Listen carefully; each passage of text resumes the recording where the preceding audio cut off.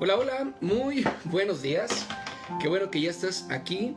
Me da mucho gusto ver que ya todos están despiertos, que ya todos están con las pilas bien superpuestas. Y me gustaría comenzar saludándoles a cada uno de ustedes. Dios bendice sus vidas. Dios trae favor el día de hoy sobre sus vidas. Dios trae gloria, trae bendición, trae toda la abundancia que necesitas hoy el día sobre tu vida. Dios bendice tu vida. Gracias, Dios. Sabes, estamos leyendo todas las mañanas el libro de la Biblia y en particular hoy nos estamos centrando en el libro de Marcos. Hemos estado viendo cómo ha ido evolucionando este libro y empezamos con el capítulo 1, donde el oficio de Juan el Bautista, todo empieza con Juan el Bautista. Y pues se predica que también ya viene la venida del Mesías y Juan el Bautista también lo anuncia, ¿no? Después vimos cómo a partir del capítulo 2 Cristo inicia su ministerio sanando al paralítico. En el capítulo 3 y 4, pero en el capítulo 4 vemos la parábola del sembrador, una vez más Cristo enseñando. Capítulo 5, la sanidad del endemoniado. Y hoy nos vamos a centrar en capítulo 6 y capítulo 7 del libro de Marcos. Espero que estés listo. Me gustaría que iniciáramos orando. Señor, te damos gracias, Padre, por este tiempo. Bendito tu nombre, Señor. Bendito tu nombre, Padre. Gracias por darnos la oportunidad de estar contigo, Señor, de escucharte, de estar en tu palabra, de permanecer en ti, Señor. Mira que lo difícil, Señor, no es leer la Biblia. Lo difícil no es pararnos temprano. Lo difícil es permanecer en este lugar. Es difícil porque todo el tiempo, Señor, sufrimos amenazas, sufrimos tentación, nos quiere ganar el sueño, Padre. Pero en el nombre poderoso de Jesús nos levantamos en autoridad, tomamos el control de nuestro cuerpo, porque tú no nos diste un espíritu de cobardía ni de temor. Tú nos diste un espíritu de amor, tú nos diste un espíritu de poder y un espíritu de dominio propio. Entonces, en el nombre de Jesús nos levantamos y nos ponemos delante de tu presencia. Así decidimos iniciar nuestro día. Así decidimos iniciar nuestra mañana. En el nombre de Jesús. Dios bendice tu vida. Amén. Pues gracias. Ya estamos aquí una vez más en el libro de Marcos. Como estábamos viendo, a partir del capítulo 2 en adelante, Dios empieza a enseñar sus milagros. Dios empieza a mostrar la divinidad de Dios a través de la Biblia. Podemos ver cómo hay sanidades, hay liberaciones, y a partir del capítulo 6 y en adelante, Cristo empieza a ser despreciado. Es tanta la gloria de Dios que Cristo es despreciado. Yo no sé cómo te has sentido tú a veces en las mañanas, al iniciar tu día, tu semana, pero todos hemos tenido semanas difíciles y en algún punto de nuestra vida hemos sentido rechazo, desprecio, y se bajan nuestras pilas, como que no avanzamos. Y ¿sabes qué? Nada más quiero decirte algo. Según Efesios, en el capítulo 2, versículo 10, dice que nosotros somos hechura suya. ¿Sabes? Tú eres hechura suya. Tú eres hechura suya. Hay un poder que radica en ti, que viene de los cielos, y por eso tú eres hechura suya. Y nada que pueda suceder aquí abajo en nuestro entorno terrenal va a afectar nuestro propósito celestial, porque fuimos llamados para ganar, fuimos llamados para vencer. Y es lo que vamos a leer el día de hoy en capítulo 6 y capítulo 7. Somos hechura suya. Y Dios fue el creador de todo. Cristo, parte de la divinidad, de la Santa Trinidad, Padre, Hijo y Espíritu Santo, todos obrando en un solo propósito. Y vamos a verlo. Amén. Capítulo 6 del libro de Marcos. Espero que ya estés ahí con tu Biblia, porque yo ya voy a empezar y esto se va a poner extraordinario. Recuerda que yo estoy leyendo la Biblia de traducción actual, para que el contexto, para que el idioma sea un poquito más para todos, y de esa manera pues no nos perdamos. Y si tienen dudas, si tienen preguntas, por favor no duden en escribirme, para que pues bueno, yo a través de esto pues pueda aportarles, ¿no?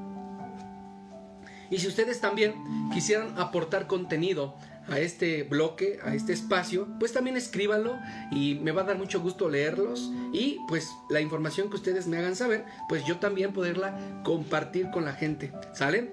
Para como retroalimentar más y fortalecer más este estudio. Dios bendice sus vidas. Dice la palabra: de allí Jesús fue a Nazaret, que era su propio pueblo, y sus discípulos lo acompañaron. Cuando llegó el sábado, Jesús empezó a enseñar en la sinagoga. Los que estaban presentes lo escucharon y se preguntaron admirados: ¿de dónde aprendió tantas cosas? ¿De dónde ha sacado tantos conocimientos? ¿De dónde saca el poder para hacer milagros? ¿Acaso no es este el carpintero, el hijo de María, el hermano de Santiago, José, Judas y de Simón? ¿No es en verdad que sus hermanas viven en este mismo pueblo? Y se quedaron confundidos y contraídos por eso. Y Jesús les dijo: al profeta se le reconoce y se le acepta en todas partes, menos en su pueblo, en su propia familia o en su casa. Y poniendo las manos sobre los enfermos, Jesús sanó a algunos de ellos, pero no pudo hacer milagro en algunos otros, pues se sorprendió que muchos de aquella gente no creyeran en él. Jesús iba por todos los pueblos cercanos enseñando las buenas noticias. Reunió a los 12 apóstoles y los envió de 2 en 2. Les dio poder para expulsar de la gente a los espíritus malos, y también les ordenó: lleven un bastón para el camino, para que no lleven comida, ni bolsa, ni dinero. Pónganse sandalias, pero no lleven ropa de demás. Cuando entren en un pueblo, quédense en una sola casa hasta que salgan de ese pueblo. Si en algún lugar no quieren recibirlos ni escucharlos, váyanse de ahí y sacúdanse el polvo de los pies. Eso les servirá de advertencia a esa gente. Los discípulos partieron de allí y comenzaron a decirle a la gente que dejara de pecar y se volviera a Dios. También se expulsaron muchos demonios y sanaron a muchos enfermos, frotándoles aceite de oliva. Jesús era tan conocido que hasta el rey Herodes Antipas oyó hablar de él. Algunos decían que Jesús era Juan el Bautista, que había vuelto a vivir y hacía muchos milagros. Otros decían que era el profeta Elías, o algunos de los profetas que habían vivido hacía ya mucho tiempo. Cuando el rey Herodes oyó hablar de Jesús, estaba seguro de que se trataba de Juan y decía: Jesús es Juan. Yo mismo ordené que se le cortara la cabeza, pero ha resucitado. Resulta que Herodes Antipas se había casado con Herodías, la esposa de su hermano Filipo, y Juan lo había reprendido diciéndole: ¿no te está permitiendo tener a la esposa de tu hermano? No está permitido tener a la esposa de tu hermano. Esto enfureció a Herodías, la cual decidió hacer todo lo posible para matar a Juan, pero Herodes solo mandó a que lo arrestaran y lo metieran en la cárcel. Herodes le tenía miedo a Juan y lo protegía, porque sabía que Juan era un hombre justo y santo, y aunque Herodes no sabía qué hacer cuando lo oía hablar, lo escuchaba de muy buena gana. El día de sus compañeros, el rey Herodes Antipas organizó una gran fiesta, una celebración. Invitó a los jefes y a los acompañantes y a la gente más importantes de la región de Galilea. Herodías vio que esa era su gran oportunidad para matar a Juan. Mientras cenaban, la hija de Herodías entró al salón y bailó delante de todos. Tanto le gustó el baile al rey Herodes y a todos los que estaban presentes en ese lugar, que el rey le dijo a la muchacha: pídeme lo que quieras y yo te lo daré. Aún así me pides la mitad de mi reino, te juro que yo te la daré. La muchacha salió del salón, fue a donde estaba Herodías, su madre, y le preguntó: ¿qué podría hacer? Herodías le respondió: pide la cabeza de Juan el Bautista. La muchacha entró deprisa al salón y le dijo al rey: quiero que ahora mismo me des en un plato la cabeza de Juan el Bautista. El rey se puso muy triste, pero no quiso negarle a la muchacha lo que pedía, porque se lo había jurado delante de sus invitados. Enseguida ordenó a un soldado que le trajera la cabeza de Juan el Bautista. El soldado fue a la cárcel, le cortó a Juan la cabeza y se la llevó en un plato a la muchacha. Después ella se la entregó a su madre. Cuando los discípulos de Juan supieron esto, fueron a recoger el cuerpo de Juan y lo enterraron. Los apóstoles volvieron a reunirse con Jesús y le contaron todo lo que había hecho y enseñado. Pero eran tantos los que iban y venían que ni tiempo tenían para comer. Entonces Jesús les dijo: vengan, vamos a un lugar tranquilo para descansar a solas. Y él y los apóstoles se fueron a una barca a un lugar apartado. Pero la gente que los vio partir adivinó hacia dónde ellos iban. Así que la gente de todos los pueblos cercanos se fue a ese lugar y llegó antes de que Jesús y sus discípulos llegaran. Cuando Jesús bajó de la barca, vio la gran cantidad de gente que se había reunido en aquel lugar y les tuvo compasión, porque parecían ovejas sin pastor. Entonces, enseñándoles muchas cosas, ahí se quedó. Por la tarde, los discípulos se acercaron a Jesús y le dijeron: este lugar está muy solitario y ya está haciendo tarde. Despide a la gente para que vayan a buscar comida por los campos y los pueblos más cercanos. Jesús les dijo: denles ustedes de comer. Ellos respondieron: no podemos comprar pan para tanta gente. Para eso nos hace falta salario de todo un año. Vayan a ver cuántos panes tienen ustedes. Ellos fueron y al rato regresaron diciendo: tenemos 5 panes y 2 pescados. Entonces Jesús ordenó que todos se sentaran en grupos sobre el pasto verde. La gente se sentó en grupos de 100 y de 50. Luego Jesús tomó los 5 panes y los 2 pescados, miró al cielo y dio gracias a Dios. Después partió los panes, los dio a los discípulos para que los repartieran entre toda la gente. Lo mismo hizo con los 2 pescados. Todos comieron hasta quedar completamente satisfechos.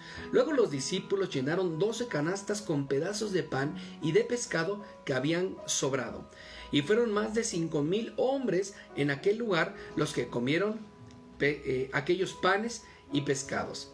Después Jesús ordenó a sus discípulos que subieran a la barca y cruzaran el lago en dirección al pueblo de Betsaida, pero él se quedó en la orilla para despedir a toda la gente. Luego de despedirla, se fue a un cerro a orar. Cuando llegó la noche, la barca ya estaba en medio del lago, pero Jesús aún permanecía en tierra.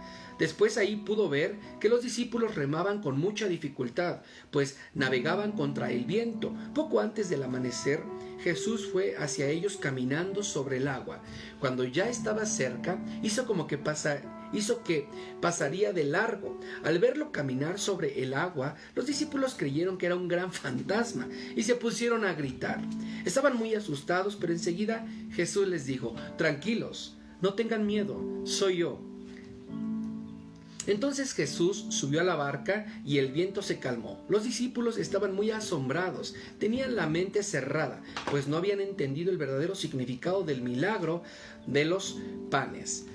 Después de cruzar el lago, llegaron al pueblo de Genesaret.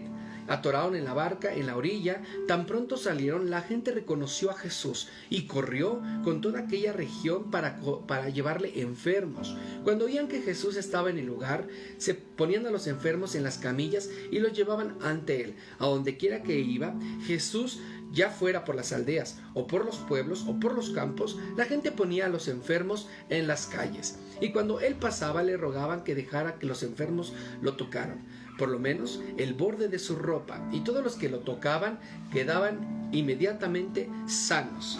Vemos cómo en el capítulo 6 del libro de Marcos, Cristo, ¿verdad?, del 1 al 6, es despreciado primero que nada por su pueblo, por su tierra, por el lugar en donde él creció. También del 7 al 13 vemos la comisión de los apóstoles. Los apóstoles ya tenían un propósito y tenían una tarea que realizar, de ir y compartir. Del 14 al 29, Juan el Bautista es condenado a muerte. ¿Sabes? El propósito de esta mujer era matar a Juan el Bautista, pues le tenía miedo, le tenía rencor, le tenía coraje, y lo logró a través de su hija. Del 30 al 44, regreso de los apóstoles, y después en este mismo pasaje del 30 al 44 vemos la alimentación de las 5,000 personas. Vemos un milagro que sucede al momento de alimentar y de multiplicar, los alimentos, el pan y el pescado. Del 45 al 56, Cristo camina sobre el mar. Vemos que están los vientos fuertes, la gran tempestad, y Cristo decide caminar sobre el mar, y sus discípulos lo observan, y dice la palabra que ellos en ese momento tenían un gran temor. Ahora, también vemos en estos mismos versículos del 45 al 56, Jesús sana a todos aquellos que lo tocan. ¿Sabes? En aquel pueblo y en aquella tierra, todas las personas que veían que Jesús iba a pasar, iban corriendo por sus enfermos, los tendían en los caminos, para que cuando Jesús llegara por ese lugar, los enfermos tan solo pudieran estirarse un poco y de esa manera tocar el borde del manto de Jesús. Y de esta manera ellos sentían y creían que ellos iban a ser sanos, y así como creían, así acontecía. Continuamos con el capítulo 7 del libro de Marcos de la siguiente manera. Los judíos, y en esencial los fariseos, siguen la costumbre de sus antepasados de no comer sin antes lavarse las manos debidamente. Cuando llegan a sus casas, después de haber ido al mercado, no comen nada de lo que compran allí antes sin haberse lavado bien sus manos. Cierto día se acercaron a Jesús algunos fariseos y maestros de la ley que habían venido de Jerusalén. Al ver que los discípulos de Jesús comían sin lavarse las manos, comenzaron a criticarlos y le preguntaron a Jesús: ¿por qué tus discípulos no siguen las costumbres que desde hace mucho han practicado nuestros antepasados? ¿Por qué comen sin lavarse las manos? Jesús les respondió: ustedes son unos hipócritas. Dios tenía razón cuando dijo por medio del profeta Isaías: este pueblo dice que me obedece, pero en verdad nunca piensa en mí. De nada sirve que ustedes me alaben, pues inventan reglas y luego las enseñan diciendo que yo las ordené. Ustedes desobedecen los mandamientos de Dios para poder seguir las enseñanzas humanas. Han aprendido muy bien la manera de rechazar los mandamientos de Dios para seguir sus propias enseñanzas. Porque Moisés dijo: obedezcan y cuiden a su padre y a su madre. Y también dijo: el que maldiga a su padre o el que maldiga a su madre tendrá que morir. Sin embargo, ustedes enseñan que un hijo no tiene la obligación de ayudar a sus padres si les dice: no puedo ayudarlos porque tengo todo lo que tengo, se lo he ofrecido a Dios. De esa manera desobedecen los mandamientos de Dios para seguir sus propias enseñanzas y hacen muchas otras cosas parecidas a estas. Luego Jesús llamó a la gente y le dijo: escúchenme todos y entiendan. La comida que entra por la boca no los hace impuros delante de Dios. Lo que los hace impuros son los insultos y las malas palabras que salen de su boca. Cuando Jesús dejó a la gente y entró en la casa, los discípulos le preguntaron que qué significaba esa enseñanza. Y él les respondió: ¿tampoco ustedes entienden? Nada de lo que entra en la persona hace que ésta sea impura delante de Dios. Lo que se come no va a la mente sino al estómago, y después el cuerpo lo expulsa. Jesús dijo esto para que supieran que ningún alimento es impuro, y también dijo: lo que hace impura a la gente delante de Dios es lo que la gente dice y lo que la gente hace. Porque si alguien dice cosas malas es porque es malo y siempre está pensando en el mal y en cómo hacer cosas indecentes o robar o matar a otros o ser infiel en el matrimonio. Esa gente vive pensando solamente en cómo hacerse rica o en cómo hacer maldades, en cómo engañar, en cómo ser envidiosa o también en cómo insultar y maldecir a otros, o en ser necia o orgullosa. Después Jesús salió de allí y se fue hasta la región de la ciudad de Tiro. En ese lugar se quedó unos días en la casa y no quería que nadie supiera dónde estaba, pero no se pudo esconder. Una mujer supo que Jesús estaba en aquel lugar y fue a buscarlo, pues su hija tiene un espíritu malo. Esta mujer no era judía, era de la región de Fenicia, que está en Siria. Cuando encontró a Jesús, se arrodilló delante de él y le rogó que le librara del espíritu malo de su hija. Pero Jesús le dijo: deja que primero coman los hijos, pues no está bien quitarles la comida para echársela a los perros.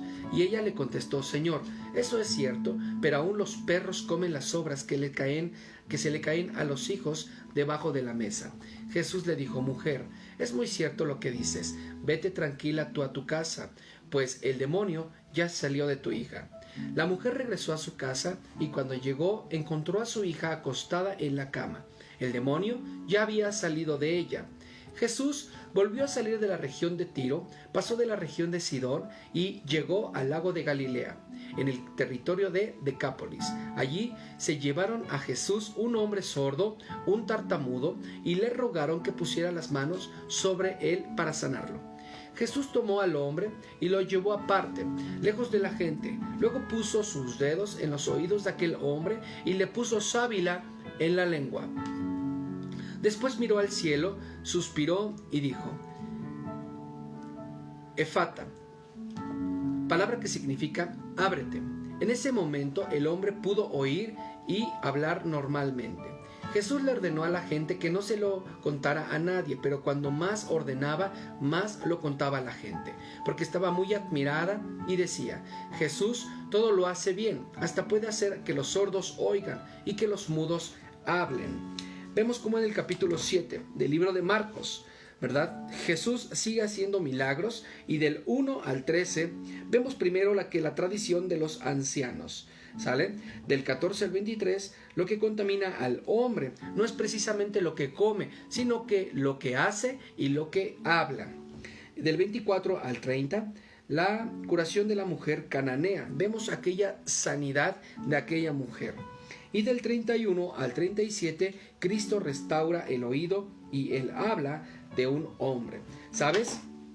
Cristo seguía mostrando su divinidad, Él seguía mostrando el poder de Dios a través de todas estas manifestaciones, y su caminar era un caminar poderoso, y cada paso que Él daba, la gente le seguía. A cada paso que Él daba, la gente lo respaldaba, y únicamente porque ellos anhelaban ser sanos. ¿Sabes? Estamos delante de un escenario increíble, delante de una pandemia de enfermedad terrible.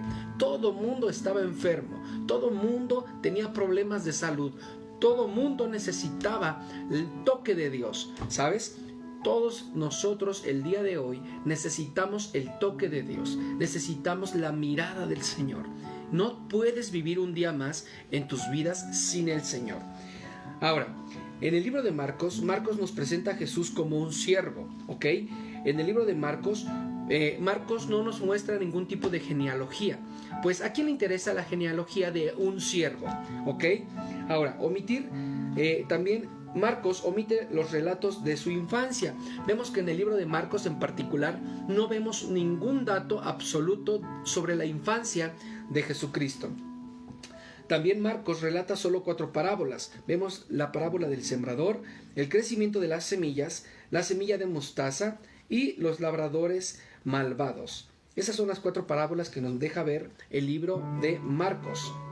También Marcos nos muestra que Jesús prueba ser el Hijo de Dios al vivir una vida sin pecado y una vida en perfección.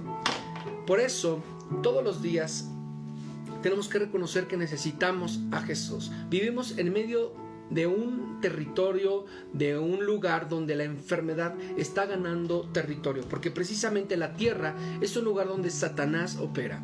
Entonces hay tanta gente que tiene enfermedades, hay tanta necesidad en donde vivimos, que a veces la enfermedad es del cuerpo, ¿no? Pero hay una enfermedad también que está atacando la mente y el corazón de los hombres, y esa enfermedad solamente se puede atacar también a través de su santa palabra, a través de la palabra poderosa de Dios.